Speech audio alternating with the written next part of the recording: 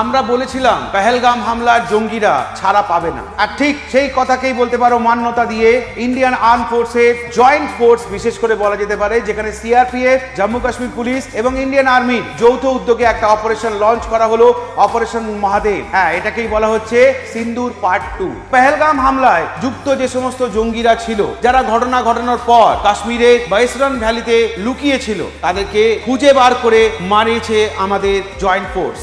পেহেলগাম ঘটনার পর থেকে বলতে পারো একটা প্রশ্নই সারা ভারতবাসী করে আসছিল, যে যারা মেন চক্রী, যারা হত্যাকারী, তারা কোথায় গেল? সেই প্রশ্নের উত্তরই কিন্তু আমরা পেলাম শ্রাবণ মাসের দ্বিতীয় সোমবার অপারেশন মহাদেবের মাধ্যমে। সারা পৃথিবীকে আবারও একবার ক্লিয়ার একটা মেসেজ দিয়ে দেওয়া হয়েছে, ভারত টেরোরিজমকে প্রশ্রয় দেয় না। তাই ভবিষ্যতে যদি কখনো পাকিস্তান আবার এই ধরনের কখনো ঘটনা ঘটাবার চেষ্টা করে, তাহলে ভারত সবসময় রেডি এর প্রতি উত্তর দিতে।